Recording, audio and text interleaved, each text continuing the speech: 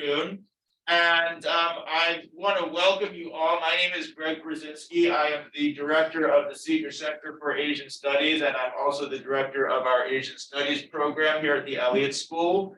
If you're interested in Taiwan, we have plenty of other Taiwan programming up. On March 22nd, we're having our Taiwan Roundtable. If you're interested in more broadly Japan, Korea issues, we also have a number of important events on that as well. The Seeger Center's our annual guest and Seeger lecture will be on May 4th, and we'll have Professor Sonia Liang from Rice University to deliver that. For today's event, we have the author of this very interesting and impressive new book, Imperial Gateway, and that is Professor Seiji Shirane. I met him, he actually told me he was coming through DC, and he was, and I was saying, oh, if you're going to be giving talks, you have to come to GW, because I met him a couple of years ago and found him to be very impressive.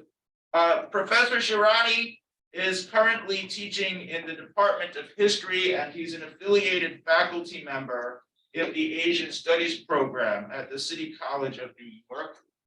We're also going to have a special moderator for today's talk.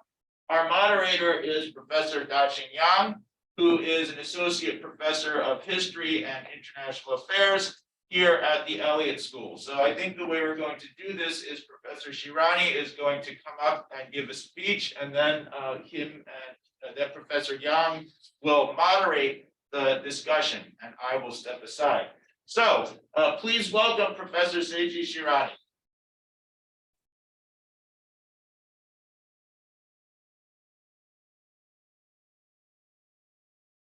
So thanks, Professor Greg Brzezinski, for the kind introduction, for inviting and hosting me. It's a real privilege and honor to be at GW at the Seeger Center. And thanks also Professor Da-Ching Yang for moderating. I was just telling him that I first read his edited volume on, towards a new history of Sino-Japanese relations back when the Chinese volume came out in 2006, which is already 16 years ago. And so my engagement with Japan and China goes back quite a long ways as well. From 2004 to 2007, I taught English at Sun Yat-sen University in Guangzhou and spent a year at Tsinghua in Beijing. And so I went to my graduate studies at Princeton, knowing I wanted to work on something modern Sino-Japanese relations. And I'll start by talking a little bit about the cover here. It's hard to have when I was thinking about a book cover, it was hard to come up with one that would show the regional framework and approach to this topic, right? I thought initially, should I be, the 100th person to do a map of East Asia or Southeast Asia? And, this one that the Taiwan government in general, the Japanese colonial government in Taiwan, they produced in 1939 really does show their promoting Taiwan as Japan's base for southern advance. But, the characters and it's not an obvious sort of map, especially for non-Japanese Chinese readers. So I went with this one, and this book cover shows it's of occupied Hainan Island, the southernmost tip of China in 1940. You have Japanese military officials and soldiers on the right, interrogating a Chinese POW with his hands tied behind the back on the left, and translating and interpreting is a Taiwanese civilian employee of the military. And he's got a white armband around him with the Japanese character of Tsu for Tsuyaku, meaning interpreter. So how does this Taiwanese personnel get here on the South China war front? What is the role of Taiwan more generally, not just during the wartime period, but really from 1895 to 1945? And so it was a way for me to look at Sino-Japanese relations beyond the conventional approaches to Manchuria, Shanghai, the Treaty Port cities of China, semi-colonial China that we know, and to sort of see it through Taiwan. How does Taiwan matter to Japanese expansion in South China as well as Southeast Asia? And again, this map is one of the maps that I use in my wartime chapters. So I came up with the term Imperial Gateway as sort of a concept and framework to talk about a colony. And of course, this applies not only to Taiwan, but equally to Korea as Northern Gateway, which the Japanese call Korea, as well as a way to be in dialogue with studies of global empires. India, of course, can be seen as the Imperial Gateway. Same with Algeria and other colonies that have neighboring regions. So it's most of the focus has always been on Japan-Taiwan relations or Japan-Korea relations or Japan-Manchuria relations, but Japanese on the ground in Taiwan as well as in Korea and Manchuria, they have their own imperial interests and ambitions that sometimes align with those in Tokyo with the Army, Navy, Foreign Ministry, but oftentimes do not. So looking at Taiwan, the Japanese as well as Taiwanese with their own interests and ambitions. And we think of Taiwan as part of East Asia, but we know that the concept of Southeast Asia, East Asia are geographic constructs from the Anglo-American perspective. If you think about it from ethno-linguistic and anthropological perspectives and indigenous peoples of Taiwan, many of the languages and ethnic ties tie Taiwan closer to Southeast Asia and the South Pacific. So the Japanese, they see that there's 100,000 indigenous Taiwanese and then close to 3 million ethnic Han Chinese in 1895, and they are thinking about how to mobilize and use the peoples of Taiwan for further expansion, informal and then later formal expansion in South China as well as Southeast Asia. So I argue, look, you can't look at colonial Taiwan without looking at Japan's relations with South China as well as Southeast Asia, and that it's really important to look at this regional framework of empire and to go beyond bilateral ties between Japan and Taiwan, Japan and China, Japan and Southeast Asia, to really try to go across conventional area studies. Most people in this audience will know that Taiwan, has a history of multiple colonialisms. And while my focus is on the 50-year period under Japanese rule, the primary sources as well as a lot of the secondary scholarship in Taiwan that I've drawn on, have made this book possible, especially with the opening up of Taiwan Government General Archives in the 1990s, and then the push to promote a Taiwan-centered history in Academia Sinica and other places since the 1990s. Really, from 45 to the 1980s, under martial law, you could only really talk about the colonial period in the KMT, Chinese resistance, Chinese collaboration sort of paradigm that oftentimes Sino-Japanese relations, at least still in the PRC, is talked about. So as I just mentioned, my specialty or my focus is on Japanese history, and in the historiography on Japan's empire, there's been a lot of exciting work, including those by Professor Da-Ching Yang. And I one of my points is to say, look, you can't really study the colonial and the informal or semi-colonial China and the wartime empire separately. Conventionally, a lot of the edited volumes in the 80s and 90s were separated in these categories. And oftentimes people either focus on Taiwan or focus on Manchuria or focus on Korea. And we have a exciting new generation of scholars who are multilingual, multi-regional. And I'm trying to show how Taiwan can really integrate questions of Japan's relationship both with East Asia as well as Southeast Asia. So to try to it's overambitious to include everything, but to show the ties between what have been traditionally studied separately. So regional frameworks of empire and then beyond metropole colony relations. Oftentimes, the focus is on the impact of Japanese rule on Taiwan, the impact of Taiwan on Japanese identity and Japanese empire formation, but really not just between Tokyo and Taipei, but beyond. I really argue that what's going on in South China and Southeast Asia matters just as much for the development of Taiwan and Taiwan's geostrategic cultural importance in Japan's empire. Those who teach World War II or the Asia Pacific War, it's a commonplace to talk about the Japanese rivalries between the army, the navy, and southern expansion, northern expansion in the 30s and 40s. The foreign ministry tried to push back against military occupation, but really the rivalries oftentimes neglect or don't include colonial governments such as the Taiwan government general or the Korean government general. So my drawing on Taiwan Government General Archives and Taiwan Government General as an institution actor, I think shows some of the intra-imperial rivalries between within Tokyo and Taiwan.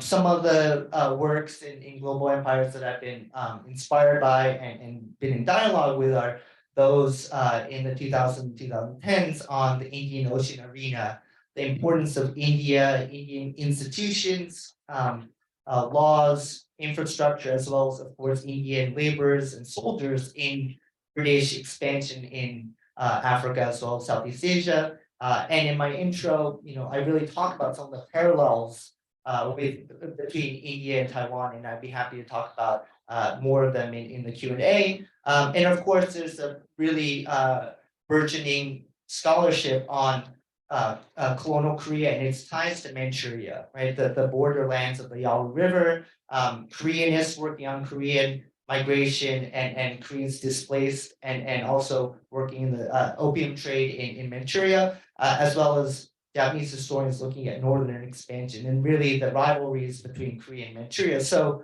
I'm really interested in Taiwanese and Koreans as imperial intermediaries, as actors, colonized subjects who are simultaneously serving as imperial actors. And again, in my intro, I talk a lot about the parallels, but also some of the differences, what makes the Taiwanese unique compared to their Korean counterparts. And again, I'd be happy to talk more about that in the Q&A. Who are and what is the definition of Taiwanese that I'm using in my book? I'm not referring to them as Taiwanese nationals or this nation-centered identity, but really the Japanese political legal term for ethnic Han who were Qing subjects until 1895, who then after 1897, those who remain on the island became registered as Japanese colonial subjects.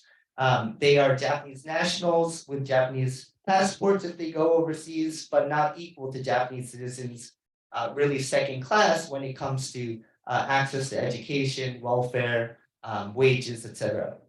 And interestingly, does not include the indigenous Taiwanese until much later in the 1910s and 20s. And then I'm also talking about the overseas Taiwanese. Now, the overseas Taiwanese, this is a term, the English best translation I could come up with for the Japanese term for Taiwan Sekimin or Taiwan Jimi in Chinese, meaning literally Taiwanese who are those registered in the Taiwan Family Register, who resided overseas in China or Southeast Asia.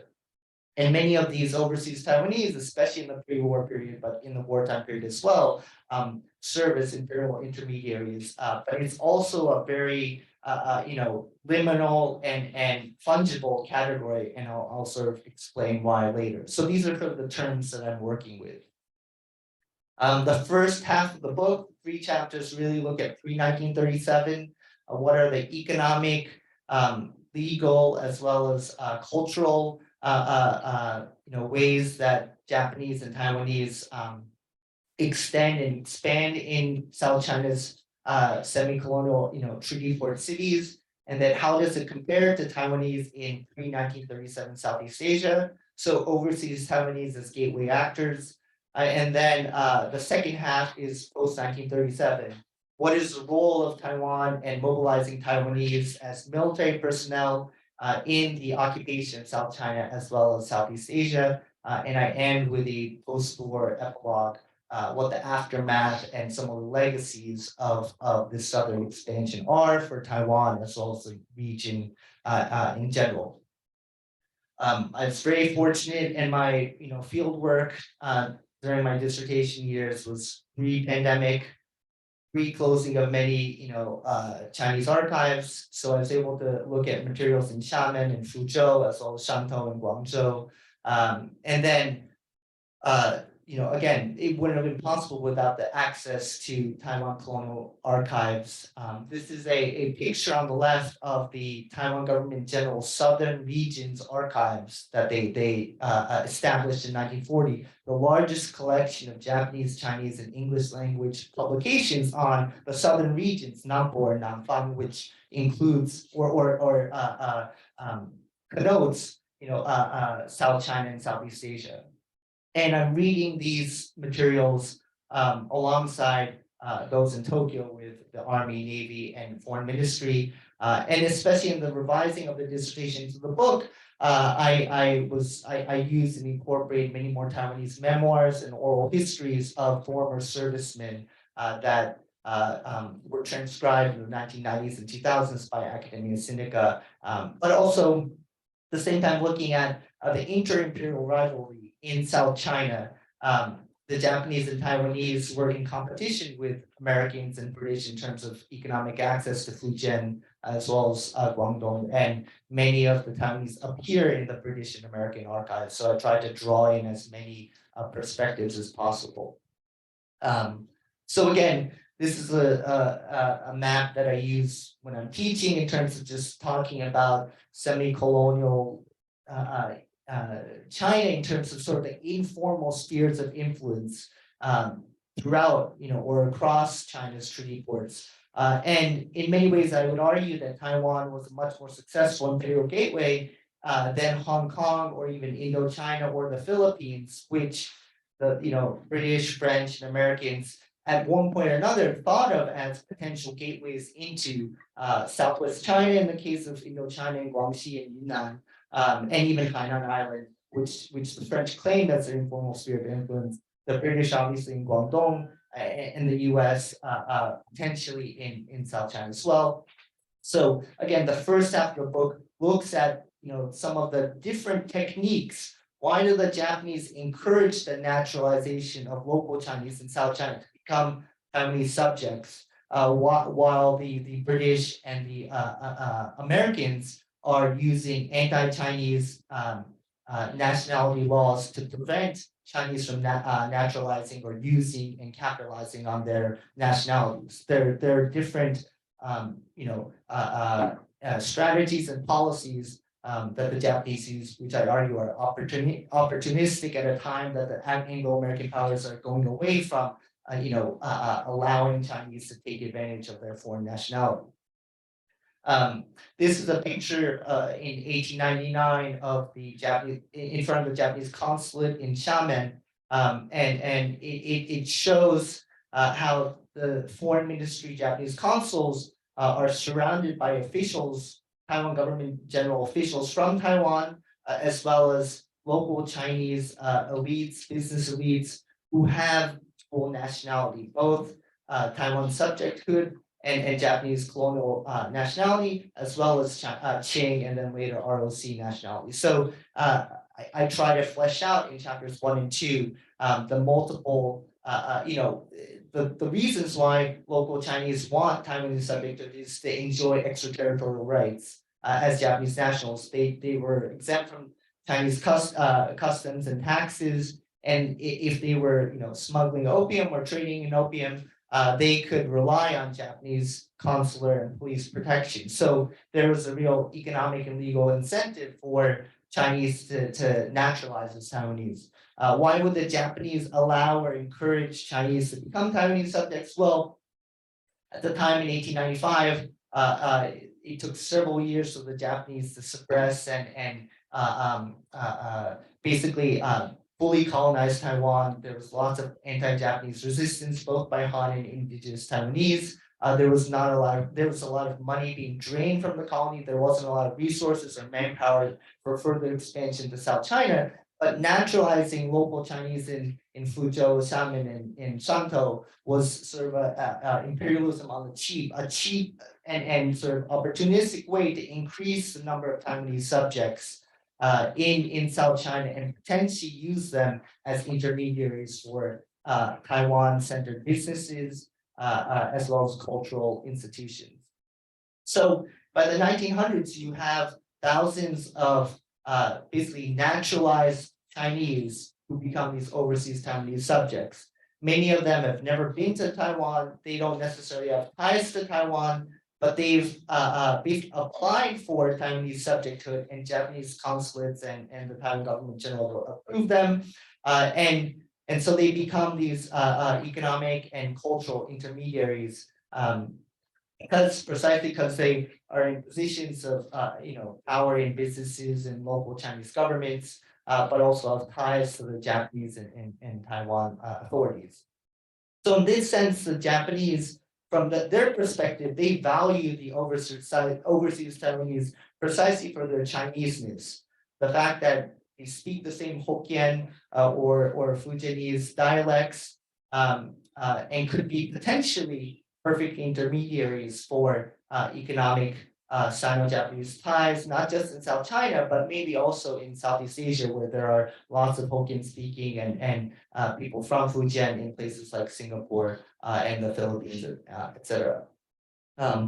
This is a picture of a Sino-Taiwanese dispute resolution in 1923.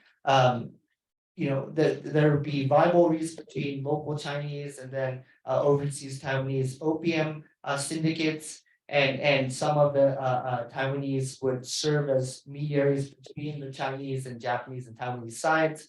And so I sort of explain in chapter 2 how Taiwanese are useful for as economic and political intermediaries, but also the Japanese point to the Taiwanese as sort of a pretext or reason for occupying South China. So in 1900, during the Boxer Rebellion, the Japanese colonial officials in Taiwan intentionally burned down a Japanese Buddhist temple in Xiamen and used it as a pretext, saying, look, there are potential bandits or boxers that are threatening our Taiwanese population in Xiamen.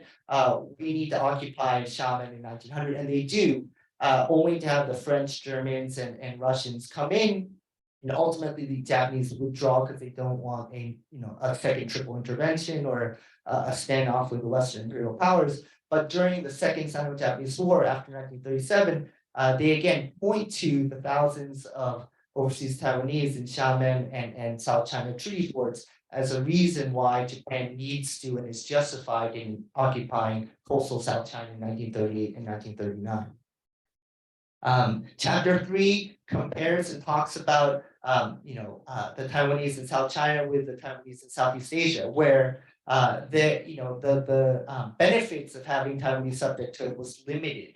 As we know, most of Southeast Asia, with the exception of Siam and Thailand, is colonized by Western colonial powers. So Japanese nationals and Taiwanese subjects don't enjoy extraterritorial powers or rights that they would in South China. Yet, in the Dutch East Indies in 1909, the Dutch grant Japanese honorary European status, meaning compared to foreign Orientals or Asians, the Chinese diaspora and local Indonesians, Japanese could enjoy the same legal and economic rights as Europeans. So that's a case where many overseas Chinese covet Taiwanese subjecthood.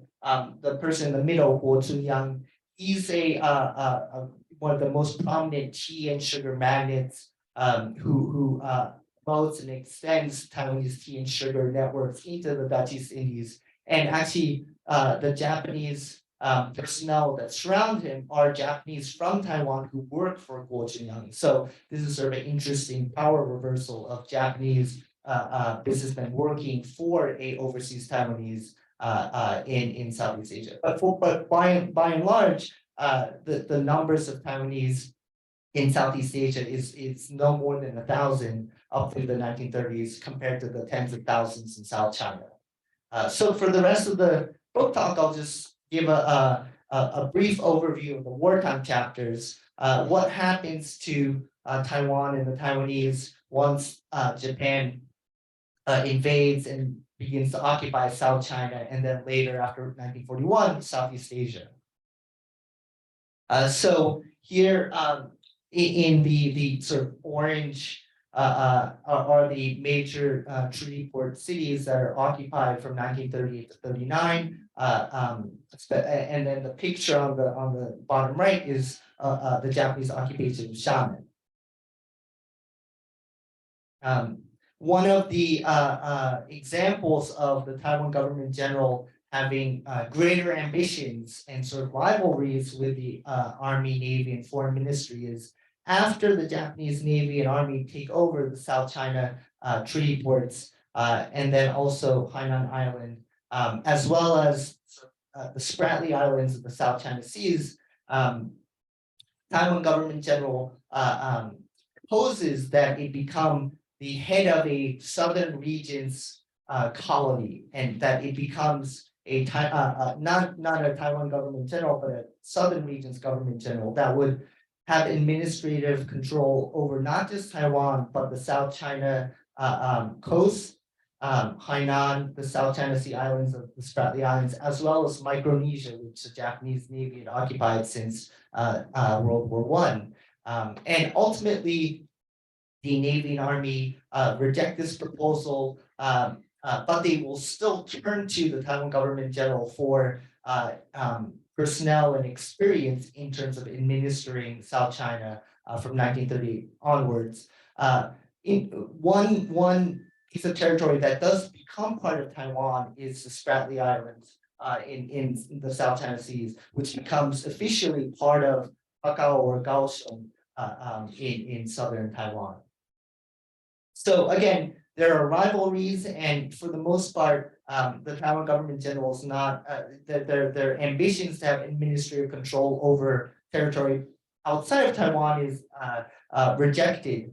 But I show in chapters 5 and 6 that the Army and Navy, the need for manpower, they're overstretched in the rest of China with over 500,000 Japanese, and there's really a stalemate in terms of just holding on to railways and cities in North and Central and South China, that they basically turn to the Taiwan government general. And so the main civilian governments and officials in Xiamen, for example, are high-ranking Taiwan government general officials who are sent from Taiwan to South China. Also, thousands of Taiwanese police, policemen, prison guards, POW prison guards, businessmen, teachers, interpreters are all sent to help administer South China. And I argue this is different from the sort of puppet regimes or puppet governments you see in Beijing, Tianjin, Shanghai,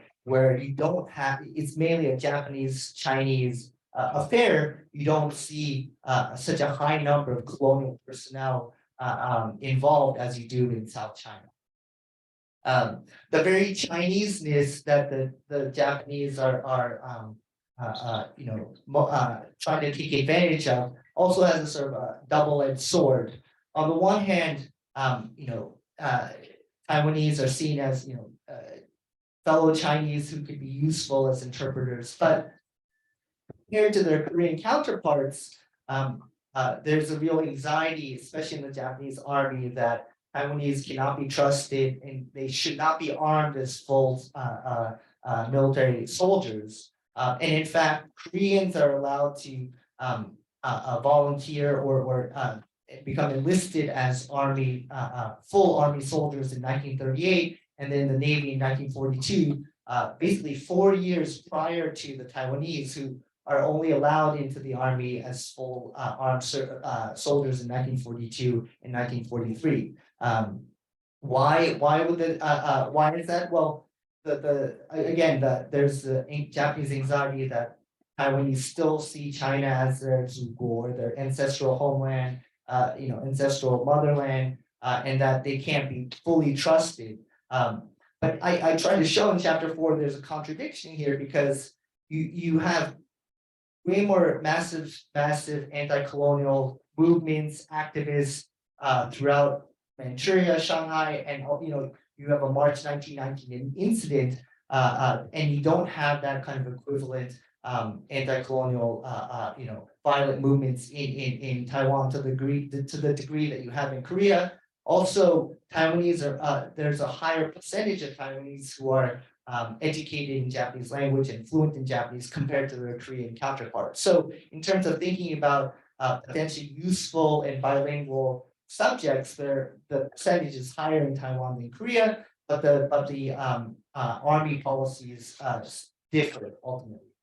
Still, from 37 onwards, the Japanese Army, Navy, and colonial government enlist military assistants. The person I showed in on the cover, they are officially civilians in non-military status, but they're attached to the military. So they have swords, but usually are not equipped with rifles and guns, and they serve as interpreters, as policemen, and then as POW prison guards. Although in reality, they're often armed and they fight on Japan's war fronts as de facto soldiers.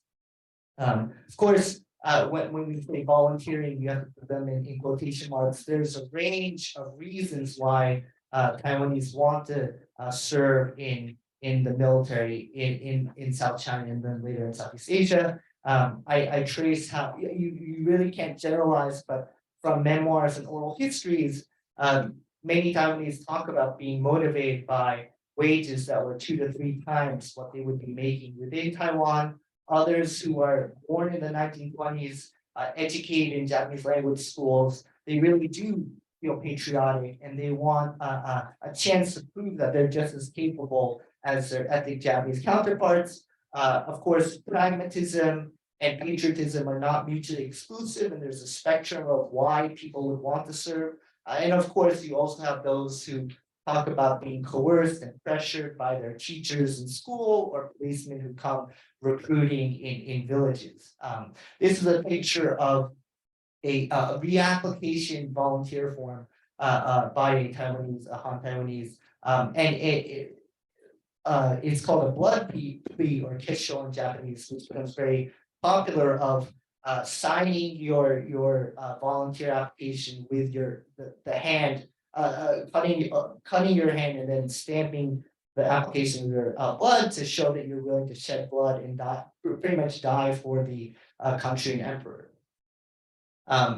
So these non-armed civilian attaches, thousands of interpreters are mobilized and recruited to aid the occupation in South China. And in chapter 5, I talk about some of the inter-ethnic and then status tensions between Han Taiwanese and Japanese, as well as Han Taiwanese and local Chinese. And there's an example of Hu Shendo. He's a Navy interpreter from 1940 onwards in Hainan.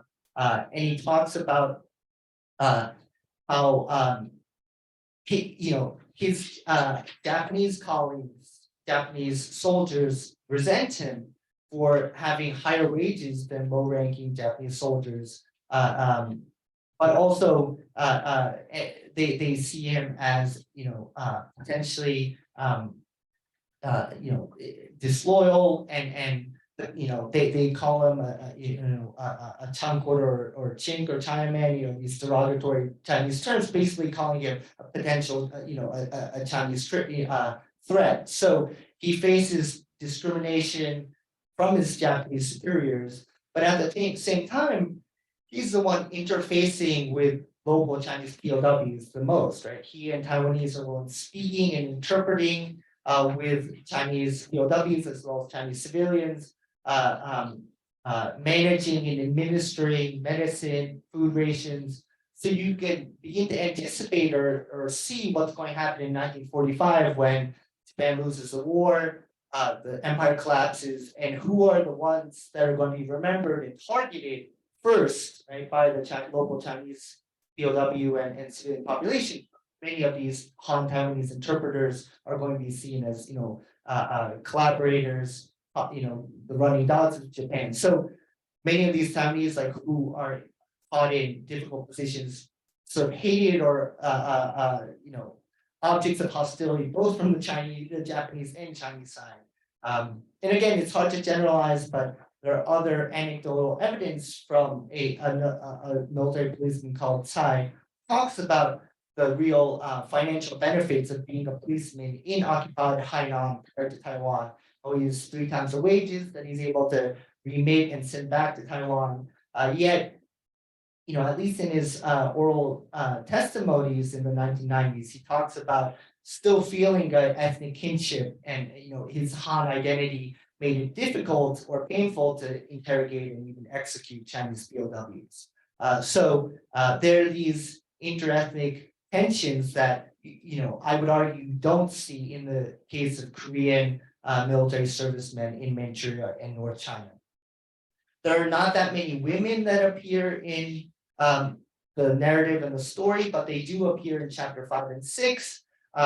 There's a recruitment of Taiwanese nurse assistants by educated bilingual Taiwanese women from secondary schools to serve in hospitals and as nurse assistants to Japanese. And so, again, drawing on Taiwanese memoirs and oral histories, you hear similar sentiments of some Taiwanese women who really do want to serve Japan, and they look up to Japanese nurses as sort of white angels or this model patriot, model female patriot, and that this is an opportunity for them to show that they are just as capable and just as loyal as their Japanese counterparts. They talk about wearing the same white nurse uniforms as their Japanese counterparts, but a different colored hat to signify their second-class status to the Japanese. Yet, like their Han Taiwanese male counterparts, they are in positions of power over local Chinese nurse assistants and local Chinese personnel. Obviously, Korean comfort women get way more attention and focus, but Taiwanese comfort women play a big role. There are estimated several thousand Han and indigenous Taiwanese women who are coerced, tricked into serving in comfort women military sex slave sort of stations throughout Hainan, as well as Southeast Asia. And so this, the case of Taiwanese comfort women is obviously very different from those of the Taiwanese nurse assistants. The oral testimonies from former comfort women talk about being recruited as nurse assistants, and then it turns out that they're, what they were signing up for was, coerced military comfort stations, and so this is obviously, pretty dark history. But I do think one part to a couple points to point out here is that from the Japanese perspective, they still rank the Taiwanese and comfort women in an ethnic imperial hierarchy. And what do I mean by that? In terms of official documents, Japanese comfort women are supposed to be paid the highest wages, and below them are Korean and Taiwanese comfort women who are to be paid less than but second class wages, and then below them are Chinese comfort women, and then local Southeast Asian comfort women. This kind of ethno-imperial hierarchy, of course, many of these women were not paid wages or never received their wages, but the fact that the Japanese would categorize the comfort women in this way, there is a parallel in terms of the second-class status of Han Taiwanese or indigenous Taiwanese in the larger imperial hierarchy. The other thing to note, which parallels the Korea case, is that this is not just a Japanese male and Taiwanese female victimizer and victim story. You have many Taiwanese males who are complicit in that comfort, just like with Korean males. Many comfort women, comfort station recruiters, as well as comfort station managers were Taiwanese males. And then also Taiwanese servicemen, their memoirs and oral testimonies talk about how they partook and took part of the comfort women system. So, I do think that has to be sort of pointed out in terms of the complicity of Taiwanese, actors in this comfort women system. So with the occupation, the outbreak of the Asia Pacific War, the occupation of most of Southeast Asia, there are some parallels with the mobilization of Taiwanese servicemen. Like in South China, Han Taiwanese are seen as linguistically useful, that they can interpret and be, ethnocultural go-betweens with prominent overseas Chinese, especially entrepreneurs and businessmen in Malaya, in the Philippines, in the Dutch East Indies, but also you have Taiwanese as, again, second-class imperialists, where they will be in managerial positions. For example, they will manage agricultural projects in Indochina, and manage the local Vietnamese farmers. So again, they are at once colonized, but also partaking in the imperial project, where there are real financial and social status or benefits for these male Taiwanese who are partaking in it. You also have hundreds of thousands of Western Allied POWs who are captured. Japanese are overextended. They need all the Japanese manpower they can get. So they recruit thousands of Korean and Taiwanese POW prison guards. And so Taiwanese are sent to Borneo, the Philippines, and other places to oversee Western Allied POWs. And many of these will later be tried in the post-1945 period as PC war criminals, or so-called minor war criminals, for the execution and torture of Allied POWs. Indigenous Taiwanese, they do not make an appearance in this sort of overseas story until chapter 6, where several thousand, an estimated 4,500, are recruited to be dispatched to New Guinea and the Philippines. And the Japanese rationale, the military, as well as the colonial governments, the rationale behind this is that indigenous Taiwanese who live in the mountainous regions of eastern Taiwan would be well suited to or well adapted to the jungles and the tropical climates similar in New Guinea and the Philippines.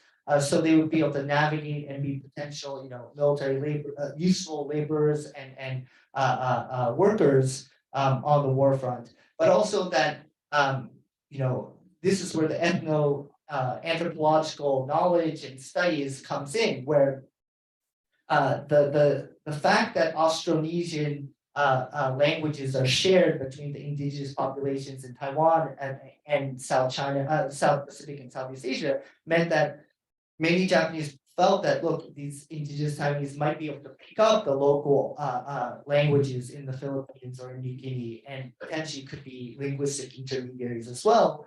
And you have corroboration and testimonies from Japanese soldiers as well as indigenous servicemen who talk about picking up languages several months into their stay in New Guinea and the Philippines.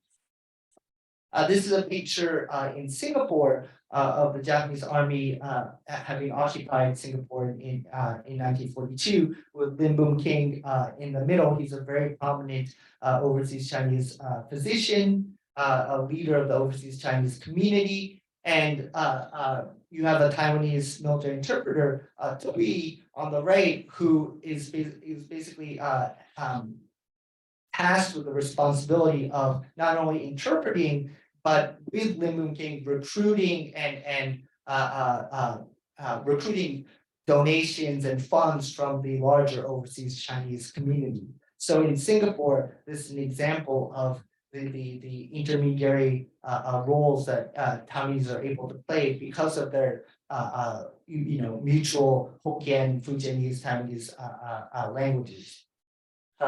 These are pictures of 4 Taiwanese POW prison guards in North Borneo, who eventually, after 1945, are sentenced to life in jail later in Sugamo in Tokyo, for having participated in the Sandakan Death March, where thousands of Australian, Dutch, and British died.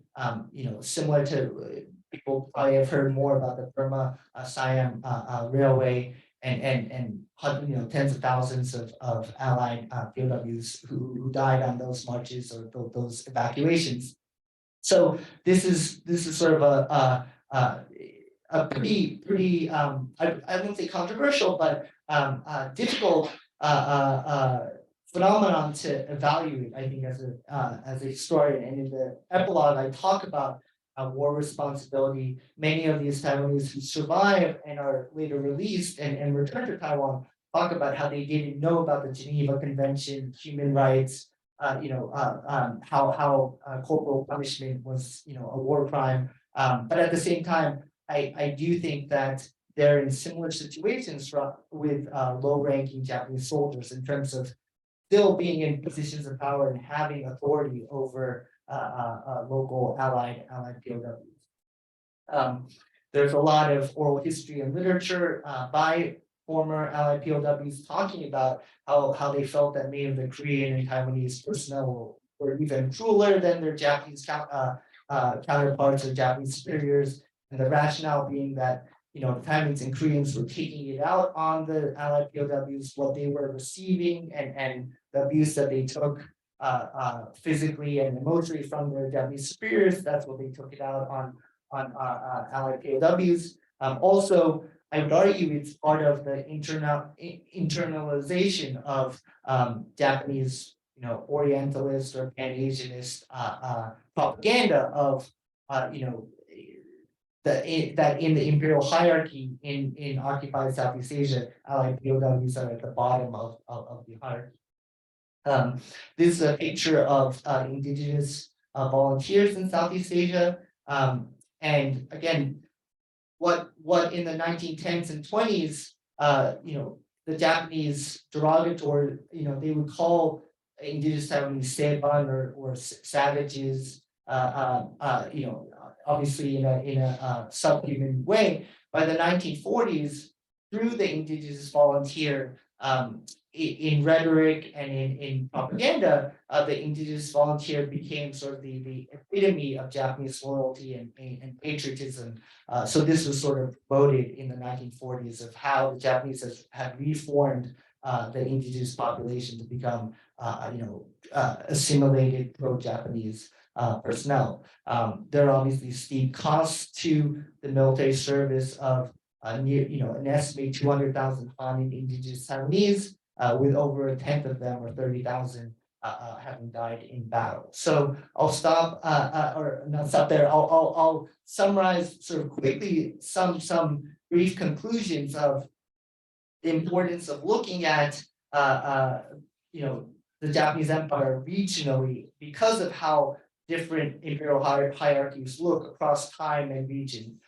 Within Taiwan, the second and third class status of Han and indigenous Taiwanese is pretty well known. I do think it's a really interesting phenomenon to look at positions of power and imperial hierarchies when you go outside of Taiwan, and the opportunities, but also the challenges that Han and Taiwanese face outside Taiwan and South China and Southeast Asia. And then how after 1945, these social hierarchies are upended. Again, with Han Taiwanese being primary targets of Chinese and Western retaliation. So I'll end there, and I really look forward to comments by Daqing as well as people in the audience. Thank you.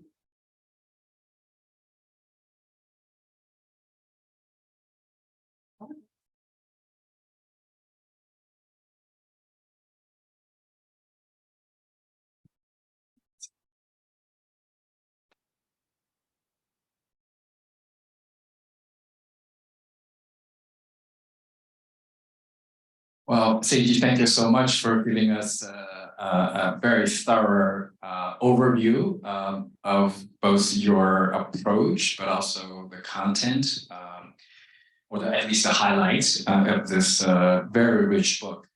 I'm really impressed how you managed to pack so much in under 200 pages. It's a very ambitious book, even though you might think this is just about Taiwan. It's actually much broader than that, as you already heard. Since I teach a course on Japanese history, seminar Japanese Empire, I see some former students there. I think this is a tremendous achievement, and I definitely will sign to my next class, in the sense that it's not only about colonial history from the top. I mean, there is that. You talk about the role of the Governor General in Taiwan, and I think after this book, we can no longer look at Japanese expansion only from Tokyo. You know, the role, the agency of the colonial government in the South were often much more aggressive than the foreign ministry. They were often overruled by the foreign ministry from taking over southern China's cities. And also, it's a very rich social history. So it's also from bottom up, and you already heard, so many individuals. Okay, they were prominent overseas Taiwanese or naturalized Taiwanese, but also you hear, as Seiji just mentioned, these Taiwanese comfort women. So by combining this history from both top down and then bottom up, it really enriched our understanding. And I also like the fact that you make constant comparison or reference to other parts of the empire, most prominently with Korea and Koreans in the expansion of a Japanese empire, but also with other imperial powers, both similarity and uniqueness of these naturalized Taiwanese as proxies, as you call it. So I will maybe just start by asking a couple of questions. I think several themes stand out. The role of the Governor General, and this reminded me of my own work I'd done many years ago, and I was more intrigued by the Governor General in Korea, which seemed to also adopt a very similar pattern of asserting their own agency vis-a-vis the imperial metropole of Tokyo. So my question for you is this: why is that these colonial government take on a different stance oftentimes, or their sort of autonomous stance? Is it because it's of the bureaucracy, the nature of the bureaucracy, the organization, or is it the personnel? For example, you begin your book by quoting the Kazura Taro, right, who proposed, or Kotama Taro, or Goto Shinpei. So these are the individuals at the top of the Taiwan Governor General who gave these visions of southern China as a sort of appendage to Taiwan. But then these people leave. They got transferred to Tokyo, and some even become prime ministers. And then others seem to inherit such visions, or they kind of go up and down depending on who is in charge. So that's a first question. And the second question deals with this big theme of identity. And this is really fascinating. It's fluid, multiple. You mentioned this connection of Han Chinese in Taiwan, or Han Taiwanese, and the Chinese population in Fujian, or especially southern Fujian. And you also mentioned that there were also Hakka. I think your book mentioned that in the, at least Han Taiwanese, the Hakka, the so-called guest people, are a minority. But I would like to hear more about the Hakka connection, because they also have, widespread network in southern China beyond the Fujian province. So to what extent the Japanese colonial government was aware of the utility of the Hakka connection and also, Southeast Asia. That is one. And then the second is just some terminology, for example, the Hongtojing, the Benshengren, and when did this terminology become established? I'm sure you look at, official documents or newspaper coverage. Later on is the Waishengren when Taiwan reverted to Republic of China. And I really like this episode you talked about the resentment of Taiwanese toward the first, Republic of China's government in Taiwan that retained many Japanese technical personnel. I'm very interested in this subject because these are the positions that could have gone to Taiwan, or some of them might have gone to mainland Chinese who came to Taiwan. But so I think that's another interesting dimension, how Taiwanese view themselves vis-a-vis Japanese, vis-a-vis other Asians, and vis-a-vis mainlanders who came back to Taiwan. So I'll just start with these two, and then we'll open up to the audience here. Okay, so thanks, Daching, for really thoughtful and thought-provoking comments and questions, which I think I'll need a lot of time to really digest and I think do justice to. I will say that Daching's own work really does look at the competition between different ministries and bureaus and was definitely an inspiration for my work. The Taiwan government general and Korean government general, it's a great question. Is it the individuals and the personnel who become the governors general that initiate and keep promoting, southern advance in the Taiwan case or northern advance in the Korea case, or is it the institution? And this is a really tough question to generalize because a lot of it is improvised. As Daching said, it's almost common knowledge in empire studies that the architects of Taiwan then all moved to South Manchuria after 1905 and implemented a lot of the same colonial institutions that they began in Taiwan, and they were then implemented in Manchuria, later in Korea. So on the one hand, it is ambitious individuals like Katsura and Goto coming from military or civilian backgrounds who initially promote Southern advance. But I would argue that it's opportunistic wherever they go. So they do argue for Manchuria being a northern gateway once they go to Manchuria, and they may no longer be interested in Taiwan. But as you said, their successors who come continuously promote ambitious visions economically or militarily that Tokyo sort of wants to hold back. And the reason for that is, it really is a way to show their again, ambition rhetorically, even if it might not come to fruition. But also many of the governors general in Taiwan later are coming from or relate to the Navy.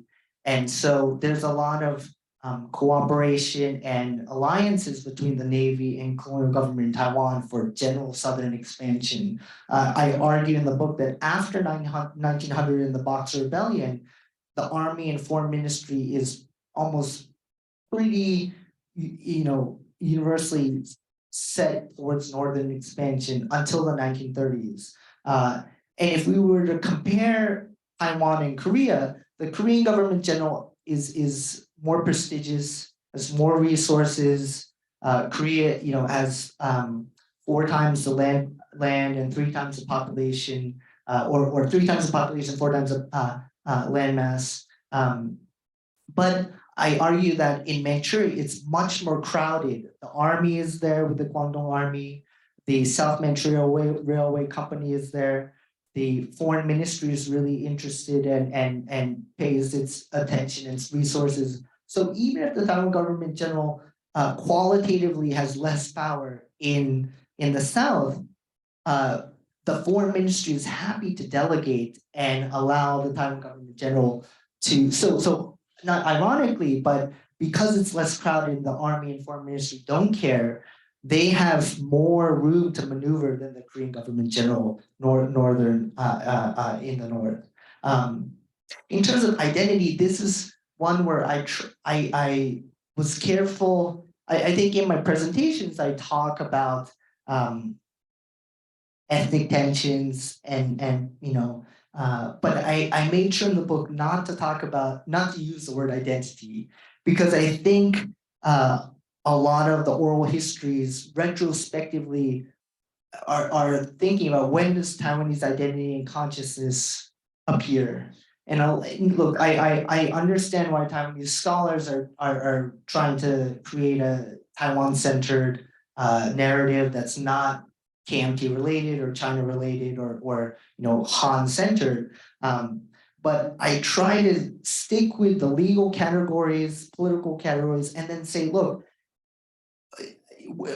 identity is fluid and multiple. You can be a New Yorker, a Manhattanite, a Japanese American, an American all at the same time. But legally, there's certain passports that you carry. So the local Chinese that I call overseas Taiwanese, they call themselves Fujianese or Shaman people. And a lot of overseas Chinese, no one called themselves overseas Chinese at the time. They call themselves Singapore Fujianese or Singapore Chinese, etc. So at once I wanted to show the fluidity and multiplicity of identity without saying this is what the goal of the study is, not to save the identity or identity formation. So the Hakka question is great. I think Sinophone studies and overseas Chinese studies is really important in China studies, but doesn't really get covered or is in dialogue with Japanese studies. But the Japanese in Taiwan really, it was a center for learning about Southeast Asia, and they had really rigorous ethnographic, ethnological surveys of what percentage were Han, but also from Fujian, Guangdong, and they really categorized both the population in Taiwan and in South China and Southeast Asia. And you do have the Hakka minority. And that sort of gets lost in the book because generally speaking, the Japanese are thinking about the majority, 80% Hokkien speaking. I would just say, to try to keep the answer short, on the ground, the assumption that Taiwanese can speak all the dialects never goes as smoothly, right? They have training in Mandarin, and then when they go to Xiamen, they can't understand what the KMT soldiers are saying. So they'll do bitan or bizudan, hizudan with just basically writing Chinese characters, right? And they can't. They go to Hainan, and the Hainan dialect is so different. They can't understand it. But they were able to pick these languages up pretty quickly. Lastly, the Honshoujin, Gaishoujin, or Benshengren or Waishengren. These are post-1945 categories that the KMT and then local Taiwanese come up with. Again, it's hard to generalize, but the oral histories and memoirs of these Han indigenous servicemen, a lot of it is very bitter because they come back to Taiwan, and as you highlighted, some positions are held for Japanese for several years, and then most of them are taken up by Chinese mainlanders, the Waishengren or KMT RLC members. So they were second class under the Japanese, and they're second class under the ROC and Chiang Kai-shek. And that's where the idealization of, Japanese rule was actually not as bad as Chiang Kai-shek rule was, right? And because students and even in public media, unfortunately, there's all this, Taiwanese love Japan because colonial rule was somehow better or not as harsh as Korean rule, and that's total nonsense. you have to understand the post-1945 history to understand why the pro-Japanese and anti-KMT sentiment happens, right? And of course, there's whole books written on this. But again, I don't want anyone to leave this book thinking, oh, this explains why the Taiwanese like Japan and not. There's a lot of anti-Japanese sentiment and understandably so by these Han and indigenous, but to generalize the indigenous Taiwanese, there's even more pro-patriotic Japanese sentiment because they really do refuse to learn Mandarin post 1945, and they never thought of mainland China as their ancestral homeland. So for them, at least it was plausible for Han Taiwanese post 1945. They many of them welcomed the KMT and the ROC. It's not until several years that there's disillusionment and chaos that you have this divide that again is its own topic. So thanks for bringing these up. Yeah, thank you very much. And one thing you mentioned in the book, but not in the short presentation here, is that there were also Han Taiwanese on the mainland during the colonial period that worked with the nationalist government, and some of them returned to Taiwan after 45 and occupied some prominent positions, but apparently they didn't help this transition to kind of reconnect with the Taiwanese population. Yes. Okay, so the floor is open to any question, comments. And before you speak, let's wait for the mic and also identify yourself. Hi, thank you very much for the book. It sounds like it's actually a very important intervention in very popular and very important part of the historiography. I'm Alex Finn McCartney. I'm a professor over here in the Security Studies Department, but I work in Japanese history. I'm really curious, and you've got into the answer to my question a little bit here with your first answer, of who's creating this knowledge. And I think it's very interesting that you talk about this in the linguistic aspect, but you mention it anthropologically when you talk specifically about the indigenous Taiwanese. Is this, it's sort of brokers of empire style, is this, a project that's shared between the Japanese Imperial, center and this periphery, or are they creating new knowledge for this Imperial archive that gets maybe translated poorly, so to speak? Could you speak a little bit more about where that information is coming from and sort of how does it change across the sort of maybe two periods of the colonial period? Thank you. Okay, no, that's an excellent question.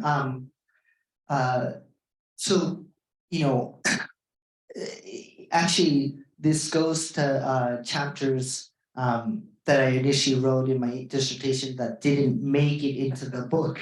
But I have a forthcoming article on National Taiwan University, at the time called, Taihoku Imperial University in 1928, the one and main colonial university, and how it was founded with a vision of it being a Southern advanced, knowledge center.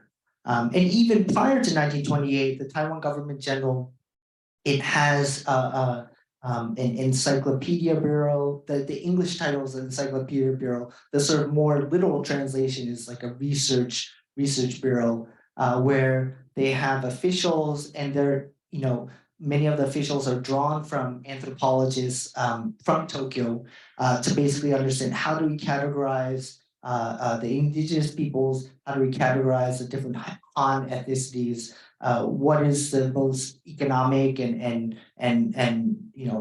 practical way of administering and controlling these people. So there is colonial knowledge production that's based in Taipei from 1895 up to the present, and anybody, and there's some great works on indigenous Taiwanese by Paul Barkley, Kirsten Zomek, and others, and they're all drawing on these colonial government surveys. And so that then, they have these libraries and archives that are being accumulated and also being encouraged by Tokyo. And so in the case of both the Taiwan government in general, but then also the university, they become the pioneering centers for South China, Southeast Asian studies, where in Tokyo, you have, for the history department, you have Western history, Japanese history, and then Toyoshi, which is East Asia besides Japan. Whereas in Taiwan, the history department is Japanese history, Toyoshi, East Asia history, and then Naiyoshi, which is South Seas history. So my article is talking about how some of these historians who are pioneering the discipline of Southeast Asian history actually in the post-war period become the leading figures of Japanese historiography on Southeast Asian history, and how this knowledge production is really connected to colonial Taiwan. And although Stephen Tanaka and Toyoshi and South Manchuria Railway, all of the colonial knowledge production and historiography profession in Japan that's been criticized, that it sort of hasn't been done on the Taiwan, Southeast Asia side. So it's a really complicated question when it comes to each discipline, but there's a lot of cultural, anthropological, intellectual history that can be studied and has been studied by Japanese and Taiwanese scholars. Others? Okay. Thank you, Seiji, for your. Thank you, Seiji, for your talk. I really like your presentation. And Zhong Tian, I'm from the history department, a PhD candidate in East Asian history. So I want to follow up on the last question on the how did Taiwan become an information center or information gateway of Japan's imperial expansion. I wonder, why do you think that Taiwanese universities or the Governor General in Taiwan would become this information center and take the responsibilities, functions of this information center? Do you think it's about the strategy that they have informal alliance with the Japanese Navy to pursue a Southern Advanced strategy? Do you think it's more about like the climate or other environmental similarities between Taiwan and South China and Southeast Asia? Or is there any other factors that make the Taiwan an information center? Thank you. Yeah, no, it's a interesting question. I'll say that really I went into grad school thinking I wanted to do Sino-Japanese relations, and it was after a year that my first year, and I did a month of fieldwork in Taiwan, where it just jumped out at me that such a large percentage of Taiwan government official documents and then publications were about South China and Southeast Asia.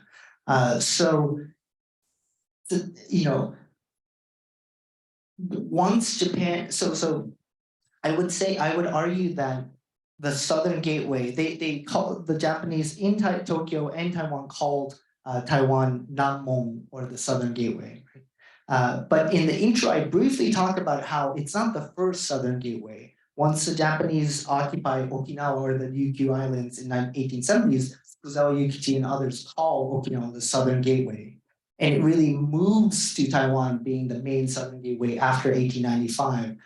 So there is this idea of island hopping of what's next, right? Again, sort of this gateway idea of how can we continue to go further south. And the Navy is equally invested in Taiwan, but then also Micronesia after 1914. And Mark Peedy and those who have looked at naval civilian rule in Micronesia, there's the same knowledge production going on local Micronesians, sugar production. So I would say that this is happening in all the colonies. Number one, economically, how can we be productive? How to understand the population and customs and tax them, right? So it's not just the intellectual exercise, but the best way to administratively control, police, and tax the population. So I wouldn't say it's the Navy. Interestingly, they do draw on the knowledge and also knowledge producers. In the 1940s, some of the Japanese professors in National Taiwan University, in the anthropology and history department and economics department and agricultural departments, they're enlisted by the Navy to go survey indigenous populations in the South Pacific and also in South China. But of course, the war ends in a couple of years, so there's not much that is produced in those years, but the Navy definitely recruits some of these top intellectuals as military personnel later in the 1940s. Great. Catherine? Hi, my name is Catherine. I'm a doctoral student, history doctoral student at GW. I have two questions. They're very simple. So first question is, how was the Taiwanese military's relationship with the Korean military? And the second question is, it's related to knowledge production as well. But then I think when it comes to colonial history, knowledge production is just such a sensitive issue. So how do China and Taiwan sort of like describe this? I don't know if I should call them collaborators, but then collaborators like a contemporary China and Taiwan describe that respectively. So there's, I've compared Taiwan Army, Japanese Navy and Army policies in Taiwan and Korea. So in Tokyo, in collaboration with the Korean colonial government and Taiwan colonial government, there's discussions of who can we trust and when do we implement, Korean enlistment versus Taiwanese enlistment. So the difference is clear in terms of let's first allow Koreans to be enlisted, and then 4 years later, the Taiwanese. I would say the real interaction between the Korea-Taiwan case, and I wish there was more, is that in Southeast Asia, you have Korean personnel and Taiwanese personnel in the same units.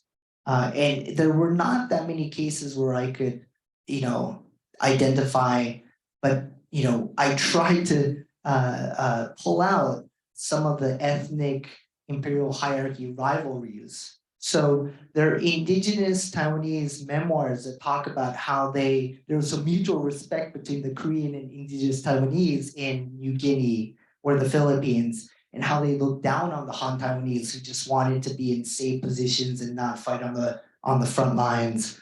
So I do think it's interesting to try to tease out the inter-ethnic competition and rivalries and discrimination, even among Taiwanese, Korean, indigenous Han.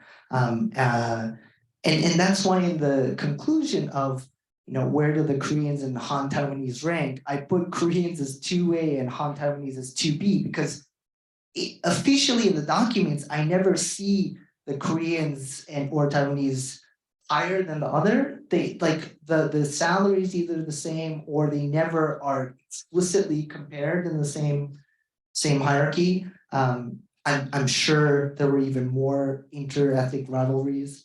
In terms of the second question of how do present day Chinese or Taiwanese view this question of both on the ground and knowledge production,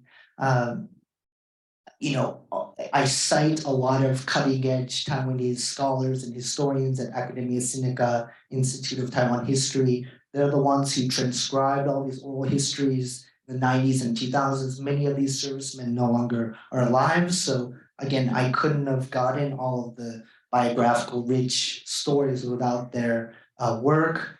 They've digitized and just categorized and made public all of the primary and secondary knowledge that I've benefited from.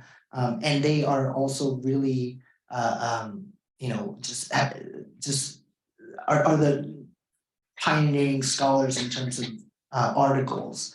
But like with most East Asian countries, it's an article-based academic system. So there's less chance for a book or something to go across 50 years or do something that's several chapters, right? So I've tried to think hard about what's my contribution to, I'll be giving a talk at Academia Sinica in August and, trying to explain what my contribution is. And one is to really bring Taiwan out of the weeds and to try to make it relevant to the rest of the empire, to Korea, to Japanese studies in general, and also to Chinese historians. And some of the Zhang Rongzhi and Wu Micha, some of the Taiwanese scholars I really respect, they have been promoting and asking people to make it more global and more regional. So, that's a hard thing to do, but that was one of the ambitions. But I would say, this idea of, Japanese rule giving Taiwanese some opportunities, Taiwanese having more responsibility or collaborating, it's not a sensitive issue in Taiwan. It's there's a lot more parallels with sort of what American academia would sort of say or conclude. It's much more controversial in Korea, much more controversial in mainland China, and in Taiwan, Japan, America. Coincidentally or not coincidentally, with sort of Cold War lines, there's more agreement and ease of dialogue among Japanese, Taiwanese, and American academics to generalize. Yeah, your book, you mentioned that when Governor Cheng Yi arrived in Taiwan 1945, he did not pursue this collaboration charge against Taiwan, right? So in terms of official policy, maybe just out of pragmatism, that was not an issue. Others? Questions? Yes, Helby. Thank you for giving your talk today. It was very informative. You sort of touched on how collaborators were treated post-war, and then you also discussed the reasoning for enlistment, whether it was monetary value or coercion. Sorry.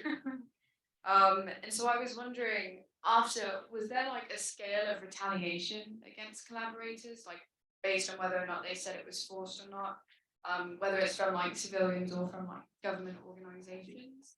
And then I was also wondering, presently, is there any comparison to like South Korean politicians calling to look for collaborators now?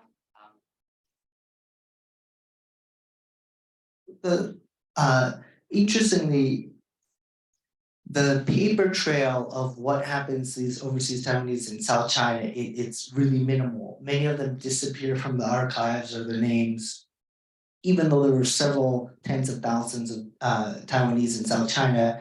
And my educated guess is that many of them, change their names or basically try to, re-assimilate in South China. And throughout the colonial period, you have many Taiwanese in South China and Southeast Asia who can pass as a Fujianese based on their language skills. So either they, many of them, the oral histories talk about retaliation and internment of Han Taiwanese in South China. And initially, many of them are seen as, well, should they be tried as Han traitors, or should they be tried as Japanese war criminals? And in the end, in 1946, Chiang Kai-shek and the ROC, they try like about 50 Taiwanese as BC war criminals, not as Han traitors. And so some of them are executed, some of them are sentenced to jail, but then you really know what happens to them after they're released or after they return to Taiwan. In Southeast Asia, Australian, British, and American archives have war crime testimony of, pointing out which Taiwanese prison guards should be sentenced or executed, which Taiwanese prison guards were friendly or should be released. So there is a paper trail there, and again, you have, I think, approximately 131 Taiwanese who are sentenced as BC war criminals in Southeast Asia. The South Korean, North Korean versus post-war Taiwan comparison is interesting in that Park Chung-hee and Kim Il-sung, like the founding fathers of North Korea and South Korea, they had extensive experience in Manchuria, either as an anti-colonial activist or part of the Japanese military. And as Daching highlighted, very few Taiwanese who were against, who were for or against Japan made it up that high, right? Because it really was KMT dominated. You have some who went out to Chongqing since the 1930s and 40s and worked for the KMT government, and they're the ones who benefit most and sort of have some government positions, but never to the rank of South Korea, North Korea.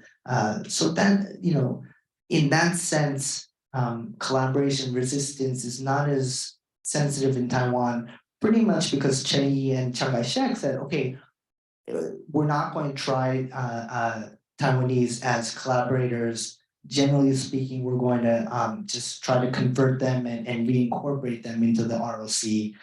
And so to this day, there's not the sensitivity and political issue of collaboration as you do in South Korea. Great. Yang? Actually, my name is Youngi Kimurano. I'm pretty ignorant about the whole thing, but I'm very fascinated by this hierarchization of the colonized. Is it a function of just size or maybe culture or the sense of even identity? Because you call the Koreans kind of Japanese and require them to change their names and language. Did that happen in other groups? So why and how did the sort of imperial hierarchy get promoted by the Japanese, right? Of course, there's first and foremost discrimination that however talented you were in Korea or Taiwan, there was a ceiling, right? That you could only be second class. But the idea was that when you get it extended to the rest of China and Southeast Asia, these Japanese speaking, more assimilated Taiwanese and Koreans were, more trustworthy and more so-called assimilated or civilized than other Asians, right? So it's this idea that, hypothetically, if Japan's empire hadn't fallen, presumably these Taiwanese and Koreans would still be in relatively positions of power. The Kominka Japanization policies in 1930s into 45, it's a really complicated and fascinating question that scholars of Taiwan and Korea have addressed. And I'll just my contribution will be very brief, which is, traditionally speaking, it's Korean is banned in Korea in 1937, and then Chinese is banned in terms of publicly speaking, as well as Chinese publications. And this idea of, cultural genocide and just trying to make the Taiwanese as Japanese as possible. But my chapter 4 shows that, look, still the majority of Taiwanese population, they can't understand Japanese. So even if they ban Chinese language publications, they actually initiate and create Hokkien dialect radio channels and Mandarin radio channels to propagate pro-Japan, pan-Asian news. So the idea is that Chinese is used by the Japanese colonial government to try to mobilize and get everyone to be behind. So it's not this clear-cut, no more Chinese throughout the island. Right? And the fact that they're drawing on these Taiwanese and saying, we need you because of your Chinese language skills, it pushes back on this idea that from 1937 onward, no Chinese was allowed. Right? It's a much more complicated picture than that. Yes, Richard.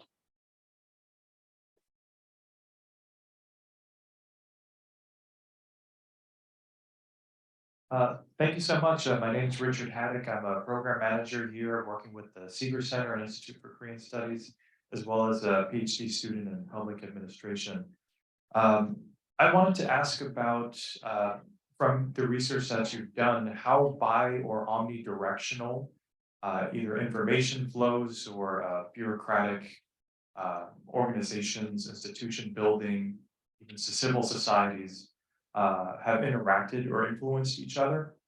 The kind of limited work I've done in the past on Taiwan's colonial administration had included the Taiwanese civil society leaders being educated in Japan, coming back to Taiwan, and then kind of starting democratic movements in some places, trying to make Taiwanese citizens as equal citizens under the Japanese Empire, and trying to use the some of the democratic mechanisms that way. So, in your research, have you seen just the influence that could go both ways in the Japanese Empire, either among satellites or directly to center periphery? Or if that's not the case, then are there dominant mediating factors that make the kind of policy or civil society directions moving only one way? Thank you. Right, so the most prominent anti-Japanese activists studied in Tokyo or studied in the Japanese metropole as doctors or in the humanities, and Ken Thornburg and others have talked about Tokyo as a sort of meeting that's where they met other Korean anti-colonial activists or other Chinese writers, and it really is this sort of literary contact nebulae that is threatening to the Taipei and Japanese colonial government. So they, there's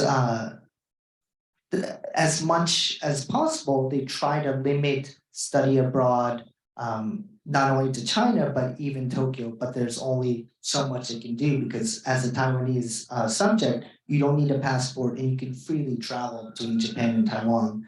The knowledge networks in terms of what we were talking about earlier in terms of Taiwan colonial government publications, many of those can be found in Toyo Bunko or Tobunken Institute for Advanced Studies at University of Tokyo. So, knowledge on Taiwan was spread throughout the empire or brought back to Tokyo. I will say, the KMT inherited all of the publications and archives in Taipei and did not allow it to be openly accessible for years or decades, really until the 1980s and 1990s. So it's very fortunate that it's well preserved and now well cataloged in National Taiwan University Academia Sinica, and the Japanese didn't destroy much of the archives and publications as some of it was in Tokyo. So if martial law had never ended in Taipei in the late 80s, we might not have access to many of these materials, and the history would still look very different. I'm